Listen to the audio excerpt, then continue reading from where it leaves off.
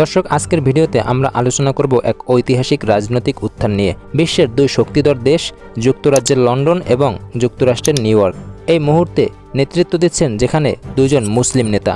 এটি পশ্চিমা বিশ্বের জন্য রাজনীতিতে এক নতুন দিগন্ত। আমরা জানব কিভাবে পাকিস্তানি বংশোদ্ভূত সাদিক খান টানা তৃতীয়বারের মতো লন্ডন সিটির মেয়র নির্বাচিত হয়ে ইতিহাস সৃষ্টি করলেন। এছাড়াও উগান্ডায় জন্ম নেওয়া ভারতীয় বংশোদ্ভূত তরুণ নেতা জোহরান মামদানি কিভাবে নিউ ইয়র্কের ইতিহাসে প্রথম মুসলিম মেয়র নির্বাচিত হলেন। দর্শক, আমাদের চ্যানেলে নতুন হলে প্লিজ চ্যানেলটি সাবস্ক্রাইব করুন। আপনার একটি সাবস্ক্রাইব আমাদেরকে আরও ভালো ভালো তথ্যবহুল ভিডিও তৈরি করতে অনুপ্রাণিত করবে। অবশ্যই ভিডিওর নিচে লাইক দিয়ে আমাদের সাথে থাকবেন। আপনার মনের যত মন্তব্য আছে অবশ্যই কমেন্ট করে আমাদের জানাবেন। চলুন শুরু করা যাক মূল ভিডিওটি। পশ্চিমা বিশ্বের রাজনীতিতে সম্প্রতি যে নতুন ধারাটি লক্ষ্য করা যাচ্ছে তা কেবল স্থানীয় নয়, বরং বৈশ্বিক প্রেক্ষাপটেও এক গুরুত্বপূর্ণ বার্তা বহন করে। বিশ্বের দুটি প্রধান শক্তিধর শহর যুক্তরাজ্যের লন্ডন এবং যুক্তরাষ্ট্রের নিউ ইয়র্ক এখন মুসলিম মেয়রের নেতৃত্বে। যুক্তরাজ্যের রাজধানী লন্ডন সিটির মেয়র সাদিক খান এই ধারার অন্যতম প্রতিকৃত। 2016 সাল থেকে তিনি এই পদে রয়েছেন এবং সম্প্রতি তিনি টানা তৃতীয়বারের মতো নির্বাচিত হয়েছেন, যা লন্ডনের ইতিহাসে এক রেকর্ড। সাদিক খান পাকিস্তানি বংশোদ্ভূত একজন ব্রিটিশ রাজনীতিবিদ। তার বাবা ছিলেন একজন বাস চালক এবং মা ছিলেন একজন দর্জি। লেবার পার্টির এই নেতা তুলনামূলকভাবে মধ্যপন্থী উদার রাজনীতির অনুসারী।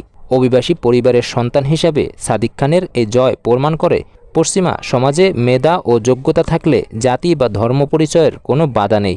ডানপন্থী রাজনৈতিক শক্তির উত্থানের মধ্যেও তিনি আশা এবং ঐক্যের বার্তা নিয়ে বারবার নির্বাচিত হয়েছেন। অন্যদিকে যুক্তরাষ্ট্রের নিউ ইয়র্ক সিটির নবনির্বাচিত মেয়র জোহরান মামদানি এই উত্থানের সাম্প্রতিকতম উদাহরণ। তিনি নিউ ইয়র্কের ইতিহাসে প্রথম মুসলিম মেয়র এবং এক শতাব্দীরও বেশি সময়ের মধ্যে সর্বকনিষ্ঠ মেয়র।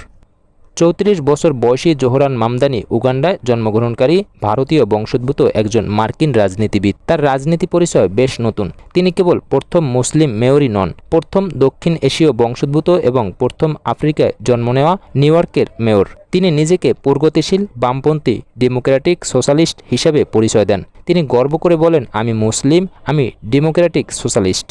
জোহরানের এই বিজয় তরুণ ভোটারদের মধ্যে বামপন্থী এজেন্ডা এবং বৈচিত্র্যের প্রতি সমর্থনের এক জোরালো ইঙ্গিত। তার নির্বাচনী প্রচারে তিনি বর্ণবিদ্বেষ, ধর্মীয় ঘৃণা এবং জীবনযাত্রার ব্যয় কমানোর মতো বিষয়গুলোকে প্রাধান্য দিয়েছেন। যেখানে ধনীরা গরিবদের দূরে সরিয়ে দিয়ে নিজেদেরকে আরও ধনী করছেন, সেখানে এরকম এক নেতার অনেক বেশি প্রয়োজন ছিল। এটাই বিশ্লেষকরা এখন মনে করছেন। এই দুই মুসলিম নেতার উত্থান পশ্চিমাদের রাজনীতিতে এক গভীর পরিবর্তন আনছে, বিশেষত যখন ডোনাল্ড ট্রাম্পের মতো নেতারা উভয়কেই তীব্র সমালোচনা করছেন এবং তাদের বিরুদ্ধে ইসলাম বিদ্বেষী প্রচারণা চালানো হয়েছে। তখন ভোটাররা আশা ও ঐক্যকেই বেছে নিয়েছেন। লন্ডনের মেয়র সাদিক খান নিউ ইয়র্কের মেয়র নির্বাচিত হওয়ায় জোহরান মামদানিকে অভিনন্দন জানিয়ে বলেছেন, আশা আর ভয়ের মধ্যে এবারও আশাই জিতেছে। এই দুই শহরের নেতৃত্ব প্রমাণ করে যে লন্ডন এবং নিউ ইয়র্ক তাদের বৈচিত্র্য এবং বহু সংস্কৃতির পরিচয়ের জন্য গর্বিত। জাতি, ধর্ম বা সংস্কৃতির ঊর্ধ্বে উঠে ভোটাররা এখন প্রার্থীর নীতি ও জনকল্যাণমূলক কাজের প্রতি আস্থা রাখছেন। এই দুই নেতা মুসলিম অভিবাসী পরিবারের সন্তান হয়েও বিশ্বের সবচেয়ে গুরুত্বপূর্ণ দুটি শহরের প্রধান নির্বাহী পদে আসীন হলেন। এটি পশ্চিমা সমাজের অভিবাসী জনগোষ্ঠীর ক্রমবর্ধমান রাজনৈতিক প্রভাবের একটি প্রতীক। সাদিক খান এবং জোহরান মামদানির এই ঐতিহাসিক বিজয় শুধু তাদের ব্যক্তিগত সাফল্য নয়, বরং এটি পশ্চিমাদের রাজনীতিতে এক উদারতা, সহনশীলতা এবং বহু সংস্কৃতিতে গণতন্ত্রের জয়। এই দুই নেতা আগামীতে তাদের মেয়াদে কেমন কাজ করেন সেদিকে নজর রাখবে গোটা বিশ্ব। দর্শক, এই ছিল আমাদের আজকের বিশেষ বিশ্লেষণ। পরবর্তী সংবাদ ও বিশ্লেষণের জন্য চোখ রাখুন আমাদের চ্যানেলে। আমাদের চ্যানেলে নতুন হলে চ্যানেলটি সাবস্ক্রাইব করুন এবং পাশে থাকা বেল আইকনে প্রেস করুন, যাতে করে আপনি সবার আগে নতুন ভিডিওটি দেখতে পারেন। ধন্যবাদ সবাইকে, বিদায় নিচ্ছি এখানেই। আল্লাহ হাফেজ।